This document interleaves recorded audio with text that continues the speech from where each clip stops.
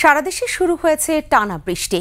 পানি বাড়ায় তলিয়ে গেছে বিভিন্ন সড়ক, জনজীবন হয়ে পড়ে স্থবির। বিস্তারিত দেখুন ডেস্ক রিপোর্টে।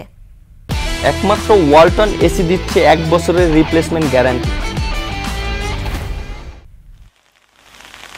নোয়াখালীতে দীর্ঘ 2.5 মাসের জলাবদ্ধতার পানি সরতে না সরতে আবারও বৃষ্টি। ফলে যেসব অঞ্চলে পানি কমেছিল সেখানে আবার বাড়তে শুরু করে পানি। দুর্ভোগে পড়ে নগরবাসী।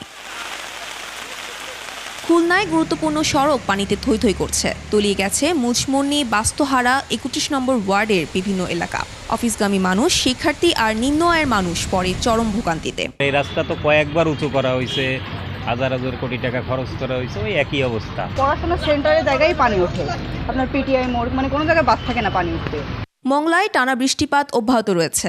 বৃষ্টির ফলে বন্দরে অবস্থানরত বিদেশি বাণিজ্যিক জাহাজের পণ্য ওঠানামা ও পরিবহনের কাজ বিঘ্নিত হচ্ছে। রাজবাড়ীতে ভারী বর্ষণে নিচু এলাকায় জলাবদ্ধতা তৈরি হয়েছে। উজান থেকে নেমে আসা ঢলের পানিতে পদ্মার পানি বৃদ্ধি পাচ্ছে। রোপা আমন ধান, মরিচ সহ বিভিন্ন ফসলি ক্ষেত পানিতে তলিয়ে নষ্ট হচ্ছে আবারও। লোকসানের আশঙ্কায় চাষিরা। Mahiya Rahman, desk report, 21 television.